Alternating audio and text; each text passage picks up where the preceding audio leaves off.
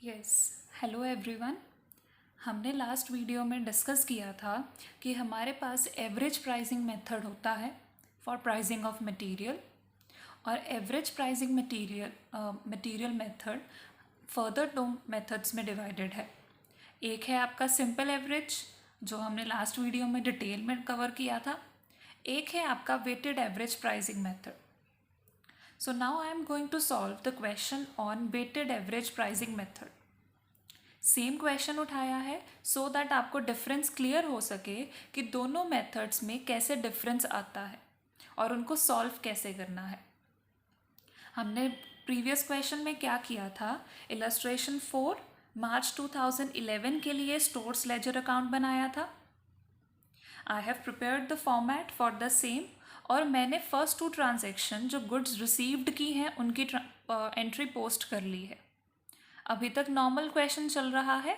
हमने यहाँ पर 2500 क्लब किया है पहले दोनों स्टॉक को, और हमने 16,800 क्लब कर लिया है। अब करते हैं नेक्स्ट ट्रांजेक्शन जो है इशू की एंट्री। 16 मार्च 2011 को एक इशू की ट्रांजेक्शन है। 1250 हमारे नंबर ऑफ यूनिट्स हैं। अब इसको कैसे पोस्ट करेंगे इन आर स्टोर्स लेजर अकाउंट। अब वही यहाँ पर मैं फिर से उस चीज़ को रिपीट कर रही हूँ कि for your reference you can write here the stock which constitutes this part. ये स्टॉक हमारे पास आया है from two types of stock, एक है 1000 और एक है 1500।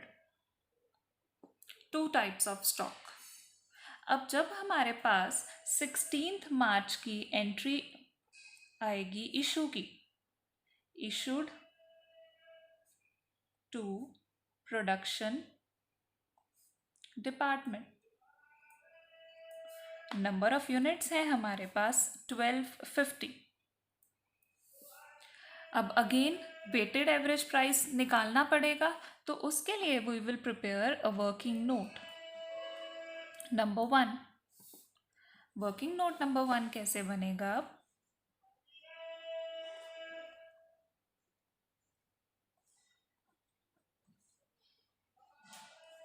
आपको निकालना है वेटेड एवरेज प्राइस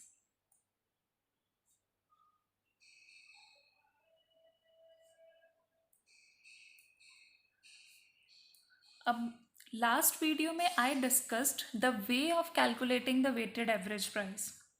एक एग्जाम्पल ली गई थी, उसके थ्रू मैंने बताया था। I am again repeating that point. Weighted average price निकालने के लिए you need to multiply the units with their per unit amount. हमारे पास दो तरह का स्टॉक पड़ा है अब तक, 1000 इंटू 6 प्लस 1500 इंटू 7.2, और यू कैन से 6000 प्लस 8000। बात तो वही बनी ना, 1000 इंटू 6 प्लस 1500 इंटू 7.2। अब इसको किससे डिवाइड करना है? By total number of units. Units हमारे पास कितने हैं?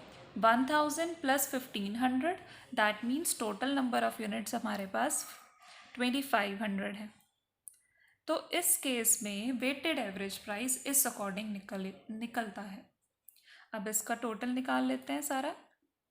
6000 प्लस 10,800 डिवाइडेड बाय 2500।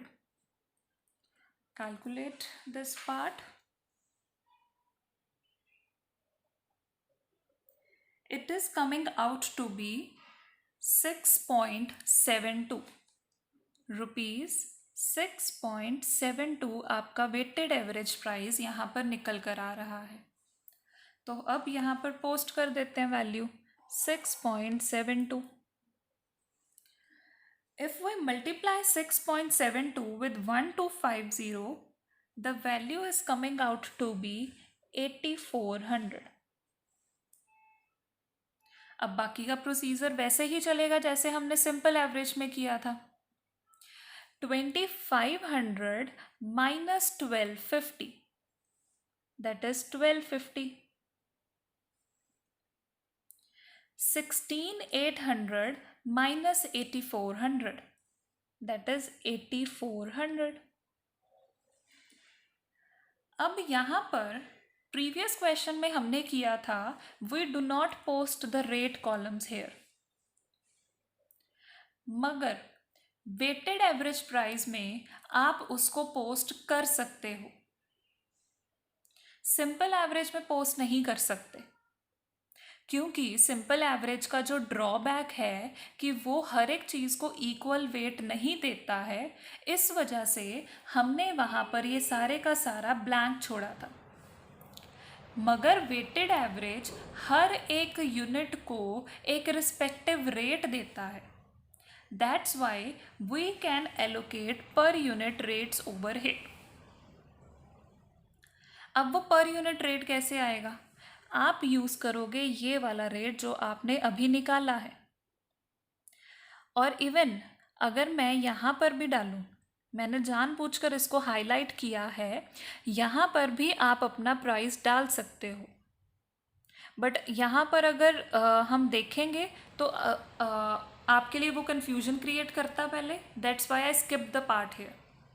बट क्योंकि अब हमने स्टॉक को वैल्यू कर लिया है, हमने वेटेड प्राइस को कैलकुलेट कर लिया है, तो अगर आप चाहो तो यहाँ पर 6.72 के अकॉर्डिंग उनका वेटेड एवरेज प्राइस पोस्ट कर सकते हो।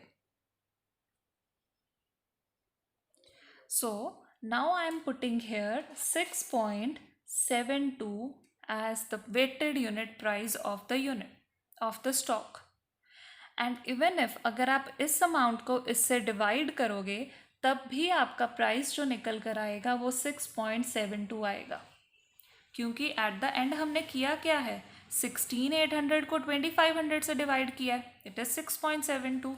वही प्राइस आपका यहाँ पर ये आ रहा है।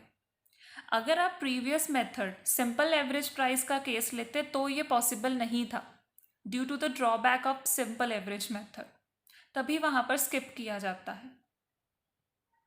अब यहाँ पर भी आपकी वही एजम्पशन चलेगी कि आपने जो 1250 यूनिट्स बेचे हैं, सबसे पहले आपने 1000 यूनिट्स को फिनिश किया है और फिर 250 यूनिट्स आपके 1500 वाले स्टॉक में से निकले हैं। दैट मीन्स ये जो 1250 का स्टॉक है, इसमें आपने बैलेंस आपके पास कैसे आया, 1000 minus 1000 plus 1500 minus 250. This is the total stock detail which is available with you. Now move to the second transaction, next transaction. Next transaction वो दे रहे हैं हमें received की on 19th of March 1250 units at 7.8.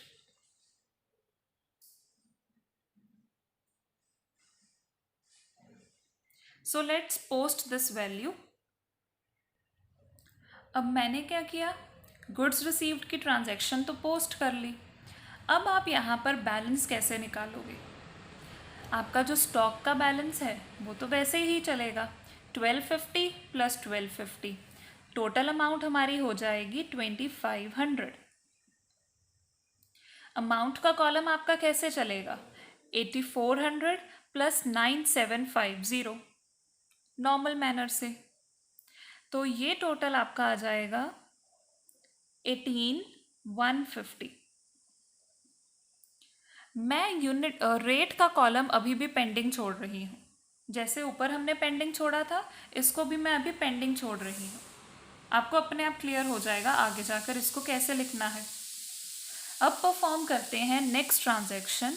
The next transaction is of issue, 1000 units हैं, 22 मार्च है, सो issue की transaction आएगी 22 of March 2011. You have issued to production department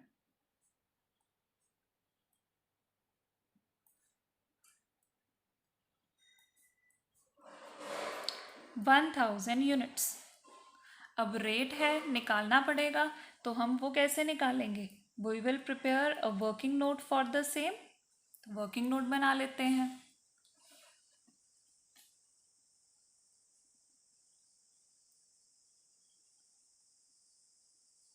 weighted average price is. अब स्टॉक कौन से दो पड़े हुए हैं?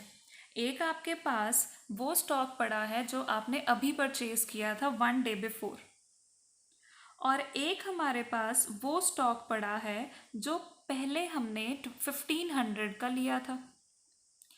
अब 1500 वाले स्टॉक को हमने लिखा था कि 1250 उसमें रह चुके हैं, और 1250 की वैल्यू कितनी है? 6.72। टोटल अमाउंट कितनी है? 8400। अब जब आप इसके लिए स्टॉक को लोगे तो how you will take? You will take 1250 into 7.8, 1250 into 6.72। हम यहाँ पर 7.2 नहीं लेंगे, हम 1250 इंटू 6.72 लेंगे। एक हमारे पास ये बैलेंसिंग बचा है, एक हमारे पास ये बैलेंसिंग बचा हुआ है, इन दोनों का total that means 8400 plus 9750।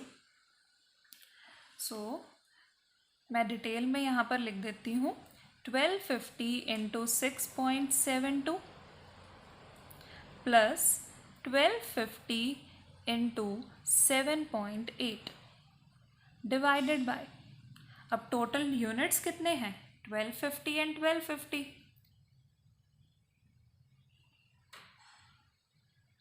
So if we calculate the total over here, वो आएगा आपका 8400 प्लस 9750, डिवाइड करना है उसको 2500 के साथ।